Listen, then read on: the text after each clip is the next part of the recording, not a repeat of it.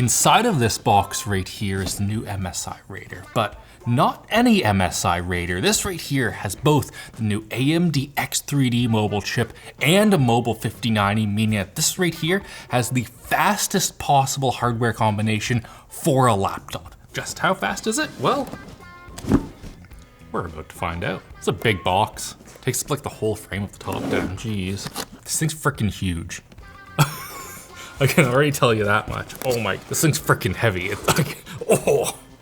Got an absolute weapon of a power brick here. Holy frick. 400 watts is what we're able to get out of this charger over a proprietary connector, which makes a lot of sense because you would need 2 USB Type-C chargers in order to deliver that kind of power, and this makes a lot more sense. 3 pounds on the power brick. For context, the laptop I'm currently using, the HP ZBook Ultra, is half a pound heavier than just the power brick that comes with the Raider. Holy frig. Oh, this thing has to be like 7.5 pounds. Let's see about that. 8 pounds on the laptop. That is freaking wild. You're going to have 11 pounds in your backpack with both of these, but I can see why. Look at the size of the heat sinks that are in this thing. So much just bare copper in there. It is freaking beautiful. The heat pipe situation down here is crazy. Looking at the outside of the Raider, the design is quite gamer. It's not super duper insane, but these red accents here and the general mass and size of the thing certainly lets you know that it's a gaming laptop and a half.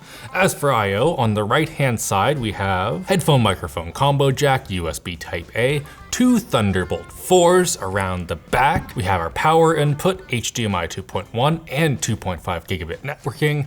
And on the left hand side, we have 2 more USB Type A's and a full-size SD card reader. Now, one thing that you don't get on this model is Thunderbolt 5, but we also have a second MSI Raider here today. This one has Intel in it, and the I/O is all basically the same, except over on this side you get Thunderbolt 5. Unfortunately, we can't fully drag race these two because the Intel one has a 5080 in it, but it will be nice to see the 5090 versus the 5080, and we can do a little bit of CPU testing. One thing I am definitely noticing here is that this laptop is a bit of a fingerprint magnet. Like if you look here, I'm just gonna give it a little bit of a touchy touch. I'm not even like incredibly sweaty or anything right now. This thing just really, yeah, oh. All right, let's open this beast up. As I am sure you've been able to tell, this is an 18-inch laptop and it is gargantuan. Like this trackpad right here, it is of a pretty decent size, but it just looks like a tiny little island because this laptop is so freaking big. Like, let's compare to the one on like a normal laptop. They are basically the same size, which means this is more than good enough. It just looks tiny. There's no point in even trying to use this on battery, right? Let's plug her straight in. It's the Dragon RGB. Oh, it is, hell yeah. One thing I am immediately noticing using the Raider is that the trackpad just is not big enough. I know that I did just say that it's about the same size as on the 14-inch, but the problem that I'm having is that it's just not really like in a position that makes any sense. Because I keep on like indexing my hands based off of it being down here, but you actually want to be like there-ish. So I keep on clicking like down here on the bottom where there's no actual trackpad. And one thing that also is very unfortunate is that because there's a numpad over here, absolutely love it, thank you MSI, the trackpad is not centered with your keyboard, so you're going to be sitting here something like this. And for one, the palm rejection is an absolute nightmare because I keep on clicking it because my entire hand is on top of the trackpad. But also, I really like to use my thumb and it's not anywhere close to the trackpad, so that sucks. And also it's not RGB, which I was hoping it would be, so I don't know, it's just kind of shit all around. The keyboard is pretty good. The problem I'm having is that this stupid trackpad is like I already mentioned, exactly where I want to have my right hand, and I keep on clicking it, and then I'm not typing where I'm supposed to be typing. This is a desktop replacement, so chances are you will just turn off the trackpad and use a mouse over here. But a lot of other brands have figured out how to do trackpads properly on 18-inch laptops, and this is not good enough MSI. Actually, you know what? Let's just do that. I want a mouse. There we go. I can't believe it. The keyboard's not even bad either. On a lot of MSI laptops that don't have those, like the Cherry MX switches, I sort of expect the keyboard to be mediocre, but this right here is like decent. Like I'm gonna give it an A- for a keyboard, but the experience of using it is like a B, because I just keep on clicking the trackpad and you can't use the trackpad when you do the keyboard. So it's a B. Well, that's a bit of a disappointing start, but you know what's not disappointing? This segue to our sponsor. Thanks to War Thunder for sponsoring this video. Take control of over 2,500 tanks, ships, and aircraft to wreak havoc on a massive battlefield. War Thunder's true-to-life vehicles, deafening sound effects, and incredibly detailed damage modeling lend to an immersive and comprehensive experience for users of all skill levels. It's available on PC, console, and mobile devices, so you can hop right into the action anywhere, anytime. Download War Thunder for free using the link in the description today.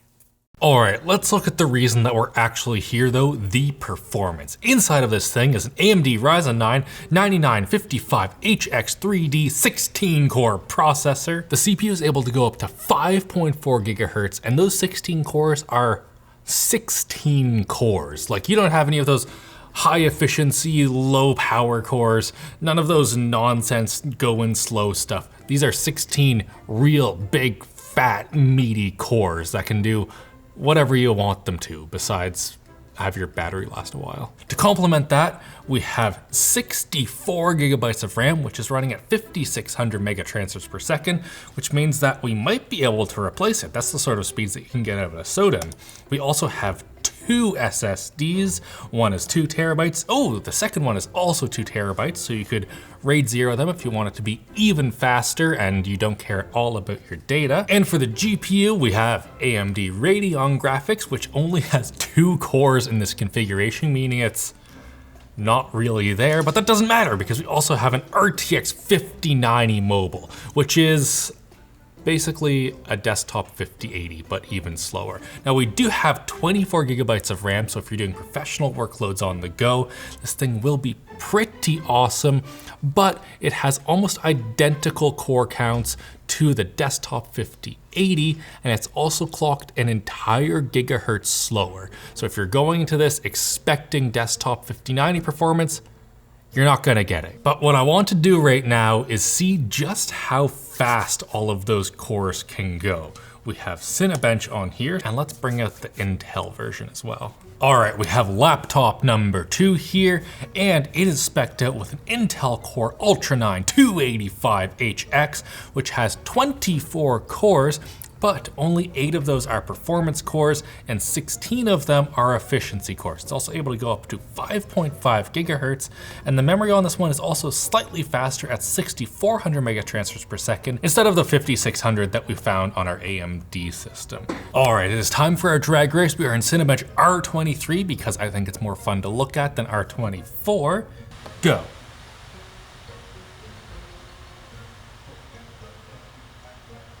The AMD one started up way faster, and it's going way faster.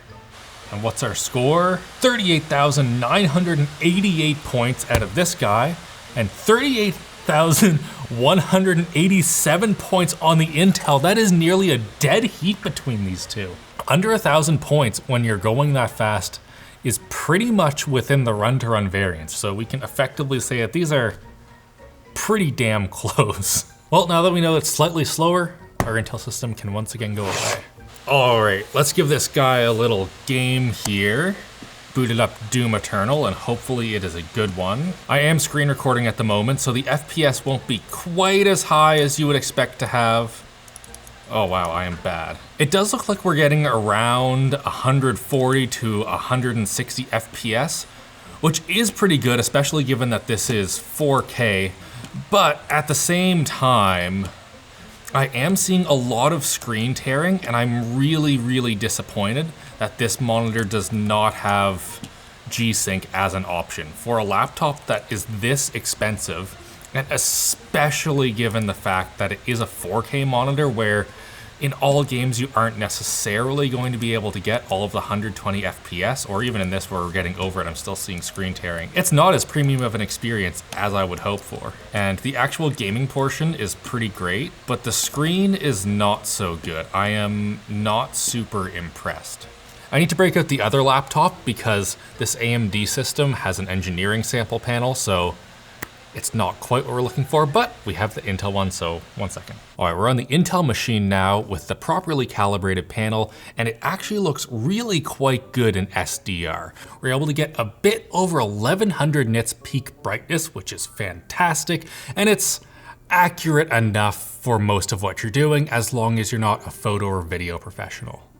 Out of the box, our model was a little bit blue in sRGB mode. I don't mind that too much because you'll just get used to it. Your eyes will sort of white balance it for you after a little bit. And overall, I think that this looks pretty great. Where things fall apart though is when you enable HDR. Just look at this background right here.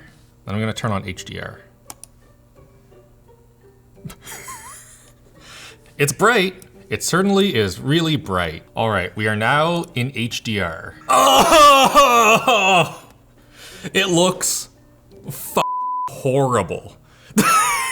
Like, did you see that? It's just literally the entire screen is blown out and the saturation is just off the charts. It is obscene how colorful this is. Future Alex here. After recording, we found out that if you turn on HDR and then restart the whole laptop, the display goes from really bad to really bad, but not quite as bad. For comparison this time, I have a MacBook Pro, which by the way has a brighter screen, and it is so much less bright and also so much just actual colors once again. Now we'll take this guy, turn the HDR brightness all the way down to make it somewhere reasonable-ish. And now it's kind of looking okay, and all that we had to do was restart it and completely change the settings. Okay, this I can kind of stand, but it is still completely incorrect. It's not even close. In our best case scenario, with the brightness turned all the way down on the MSI and it restarted, we were only able to get a 64.3 Delta E ITP, and again, 12 is what we expect for an okay viewing experience. It is still so comically oversaturated and overbrightened that stuff that you're looking at in HDR on the MSI sadly just looks cartoonish. Now for our performance results, we tested the MSI Raider with the 5080 and the Intel chip, plus our 5090 against an Asus Strix Scar that had a 4090 in it to see how it's improved generation over generation, and it has a little bit. At 1600p in Total War Warhammer 3, we were able to get an extra 13% performance on the 5090 compared to the 4090. The 5080, however, was 1% slower.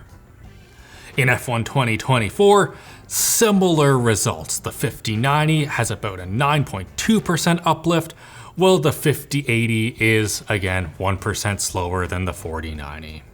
And in Cyberpunk 2027, we had a much bigger uplift for the 5090 over the 4090, nearly 20%, but the 5080 was only 3.25, meaning that it's near as makes no difference to last generation's best.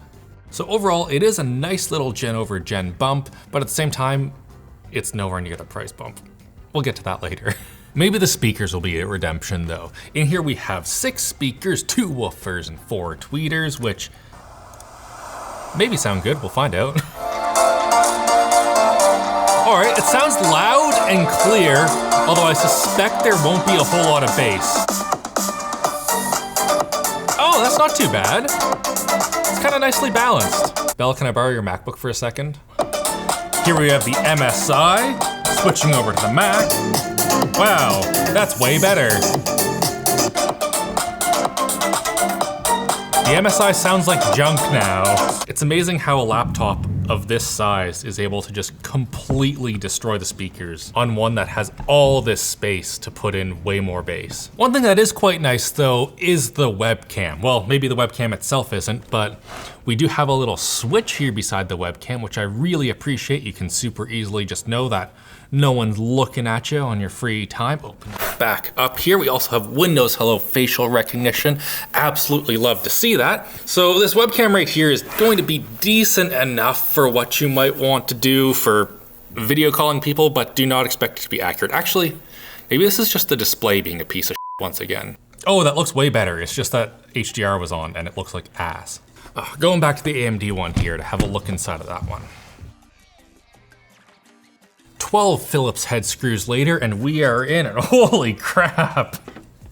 That is some impressive heat pipage. In here we have 2 big beefy fans and also 6 heat pipes, although if you spring for the Gen 5 SSD option, you even get a 7th heat pipe that goes down onto that guy. In here we also have 2 SSDs that are upgradable. Love to see that. Looking underneath the SSD here, we have a great big thermal pad, which is great. So if you want to put in a double-sided SSD in the future, it should be no problem. You just might have to get a slightly thinner thermal pad for it. Also, what is incredibly exciting here, look at that. We have our RAM right here. You can replace it just as you want. This one's 32 gigabytes. So if you want to upgrade it in the future or just your RAM dies, here you go. You can do it. Now, what's a little bit not as good is the battery. It is literally as large as they could make it. This thing right here is 99.99 watt hours. And that doesn't matter when you have a computer that's this large and this powerful.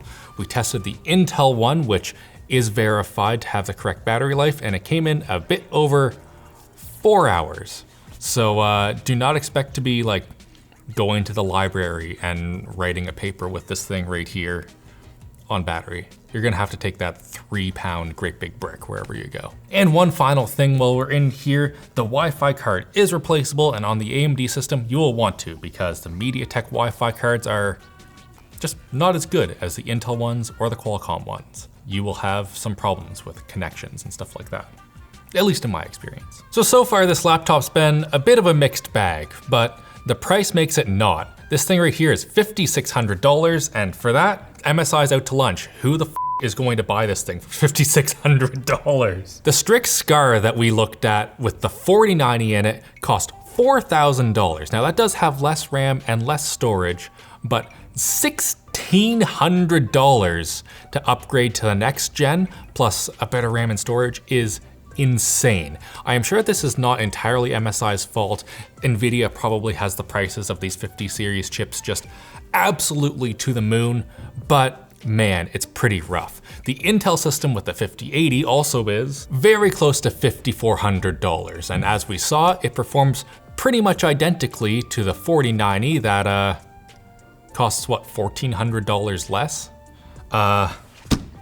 Wow, it's not a great time to be buying a gaming laptop, at least if you're trying to get one that's this baller tier. So MSI, let's just talk about this one for a second. This laptop is $5,600. The trackpad being really annoying and just not good enough for a laptop of this price, I think I could get over, but the screen, I cannot. The things that matter the most when you're designing a laptop are the keyboard, the trackpad, and the screen, because those are the things that you are actually interacting with. And when 2 of those 3 are misses, the whole laptop's a miss. It doesn't matter. A MacBook Air is a better laptop than this $5,600 piece of trash. It doesn't matter if you can game at 1,000 FPS if those 1,000 FPS are delivered to your eyeballs through something that looks like a piece of crap. But I hope that you, the viewer, had a good time. I hope you guys enjoyed watching this. Hit like, get subscribed, and I don't know, tweet at Nvidia and tell them that their prices are stupid. And have a great old day.